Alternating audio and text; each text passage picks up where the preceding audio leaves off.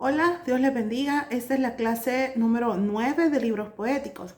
Vamos a hablar ahora un poco acerca de Cristo en los Salmos. Dice acá en su separata, el significado primario de los salmos ha de buscarse siempre en su contexto histórico, inmediato, pero esto no agota su significación. Nadie puede leer los salmos sin tomar en cuenta de que algunos de ellos y algunos versículos específicos tienen un sentido futuro, más profundo, más allá del simple significado de las palabras. ¿Qué quiere decir esto? Que nosotros en los salmos encontramos algunas profecías que se refieren a Jesús, ¿verdad? No vamos a encontrar muchas, pero sí algunas son importantes para que nosotros podamos conocer también de que se profetizó, ¿verdad? A través de los salmos acerca de Jesús. Dice, en los salmos no se menciona por el nombre al Mesías. Este término del hebreo que significa el ungido y en griego significa Cristo. Dice que este término designaba a aquel que estaba ungido de aceite sagrado. Por ejemplo, el sumo sacerdote, y eso lo mencionamos en Levíticos 4:3. A Jesús se le llama Mesías, de la misma manera que hijo de David. Eso lo vemos en Juan 1:41 y en Mateo 1:1. Creo que esos son nombres que nosotros ya conocemos, por los cuales se designan a Jesús en el Antiguo Testamento, ¿verdad? No se menciona exactamente esas palabras, pero sí en el Nuevo Testamento los encontramos como Mesías y como hijo de David.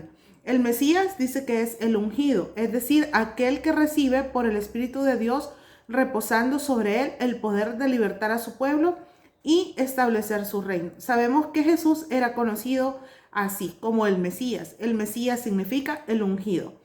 La expresión, dice, profecía mesiánica, designa toda profecía que trate de la persona, obra y reino de Cristo. Cristo Rey es una expresión que se menciona en los Salmos 2, en el 72 y en el 110. Dice que allí anuncian el gran rey de la dinastía de David. ¿De quién se está hablando entonces? De Jesús. Luego está Cristo el sacerdote. Dice, en el Antiguo Testamento el sacerdote era el mediador entre el hombre y Dios. En el Nuevo Testamento, Cristo es nuestro único y perfecto sumo sacerdote. Esto lo vemos en Hebreos 7, del 24 al 28. Y los creyentes constituyen un regio sacerdocio. Es en Primera de Pedro 2, 5, 9, donde nos dice a que somos real sacerdocio, una nación santa. El Salmo 40, del 6 al 8, es citado, dice, para describir la voluntaria entrega de Cristo al Padre, al fin de ofrecerse como el único sacrificio eficaz por el pecado. Algunos escritores del Nuevo Testamento vieron referencias a la pasión del Señor en los siguientes. Salmo 69, 21, eso tiene mucho que ver y relación estricta con Mateo 27, 48. El Salmo 109, 25 con Mateo 27, 39. El Salmo 69, 25 y el 109, 8 con Hechos 1, 20, donde Pedro vio la traición de Judas. En Salmos 16, 10 tenemos referencias en Hechos 13:35, donde Pablo encontró la resurrección de Cristo. Como pueden ver, los salmos sí mencionan partes importantes acerca de Jesús, acerca de Cristo, acerca del ungido, acerca del Mesías. No solamente se menciona en los evangelios, sino que también tenemos en Hechos, ¿verdad? Que son las dos citas que acabamos de ver acá. El Salmo 22 dice que es uno de los salmos que presenta el cuadro más detallado acerca de la pasión de nuestro Salvador. Y el versículo 1 muestra el clamor de la angustia en la cruz, el escarnio de sus enemigos en el versículo 7, el no ser ayudado por Dios en el versículo 8, su sed en el versículo 15, sus manos y pies horadados en el 16 y el echar suerte sobre su ropa y repartirla en el versículo 18. Les aconsejo que puedan leerlo detenidamente y verificar cada una de las que tenemos acá de las razones, ¿verdad? Por las que en cada versículo se menciona esta situación acerca de Jesús. Cristo como profeta. La segunda mitad del Salmo 22 dice que predice la glorificación de Cristo y los resultados de su obra. Y eso lo vemos en el Salmo 22, 22.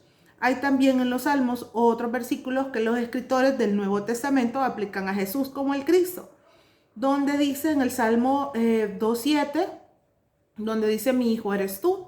Salmos 8:6, todo lo pusiste debajo de sus pies. Y aquí hay otras citas que hacen referencia, que en este caso mencionamos a Hebreos 2 del 6 al 10, el Salmo 45:10, donde dice 45:6, perdón, tu trono es eterno y para siempre. Eso lo vemos en Hebreos 1:8. En el Salmo 118:22 es la piedra que desecharon los edificadores. Eso lo vemos en Mateo 21:42. Y el Salmo 118:26, bendito el que viene en el nombre de Jehová, en Mateo 21:9. Como ustedes pueden darse cuenta, es importante que nosotros examinemos que Jesús, aunque nació, ¿verdad? Tiempo después de lo que fueron escritos los salmos, no deja de tener relación Jesús en los salmos. ¿Por qué? Porque vemos cómo Dios había preparado ya de antemano y había estado revelando a sus siervos los profetas antes del Nuevo Testamento, ¿verdad? Las cosas que iban a suceder. Entonces, los salmos es un ejemplo de ello, donde se mencionan varias de las cosas que a Jesús le sucedieron más adelante. Ahora vamos a hablar un poquito acerca de los atributos de Dios en los salmos exclusivos, pero de Dios. Aquí ya no hablamos solo de Jesús, de Cristo, sino que hablamos de Dios. Atributos exclusivos de Dios. ¿Qué significan atributos exclusivos de Dios? En otras materias, creo yo, como en doctrina, se han estado viendo que hay atributos que solo le pertenecen a Dios. No puede tenerlos ningún ser humano. En este caso, omnipresente. Eso lo vemos en el Salmo 139, del 7 al 12. Significa que Él está en todo lugar. O sea, Dios no lo podemos encajonar y decir que está en una cajita o que está en un espacio o que podemos retenerlo en algún lugar. No se puede. Él está presente en todo lugar. Luego dice omnisciente en el Salmo 139. Yo creo que ya algunos hemos leído, ¿verdad? Este salmo donde habla de mi embrión vieron tus ojos, y en todo lo que estaba pasando en ese momento dice el salmo, ahí estabas tú. Y entonces cuando dice omnisciente significa que todo lo sabe. Dios sabe y conoce todo lo que a nosotros nos sucede, ¿verdad? Pero Él siempre va a querer que nosotros vayamos a Él para poder expresarle qué es lo que nosotros sentimos, qué es lo que nosotros necesitamos de Él. Luego tenemos que Él es un Dios omnipotente. Eso lo vemos en el Salmo 147, del 13 al 18, que significa omnipotente, que todo lo puede hacer. Luego tenemos que es eterno en el Salmo 90, del 1 al 2, y en el 102:12. Es decir, que no tiene principio y no tiene fin. Él es Dios, Él es un Dios eterno. Y la última es inmutable. Salmo 102, del 26 al 28. Quiere decir que Él no cambia.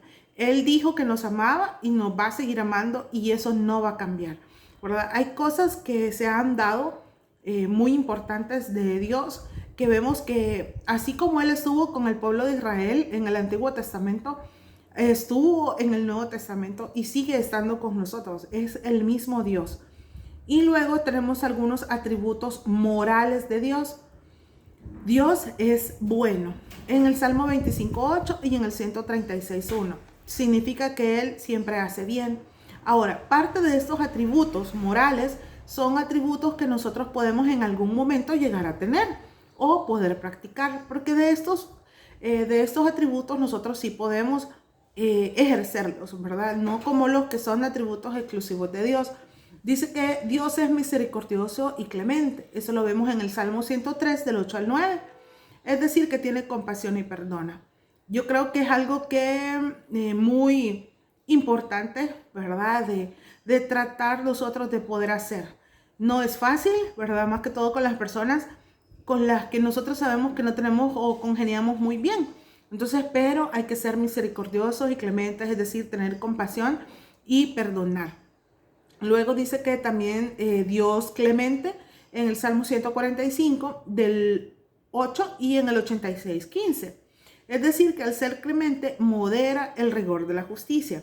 Me encanta esta frase porque Él es clemente con nosotros cada día, porque aunque sabe que nosotros merecemos un castigo o merecemos vivir a veces hasta con las consecuencias de los pecados que nosotros cometemos, Él a veces, si nosotros venimos a Él y le buscamos y le decimos, Señor, ayúdanos y perdónanos y restaura nuestra vida, o todo lo que nosotros necesitamos de parte de Él, Dios ve nuestro corazón. Él conoce nuestro corazón y conoce las intenciones de nuestro corazón. Entonces Él dice que va a moderar el rigor de la justicia. ¿Qué significa de eso?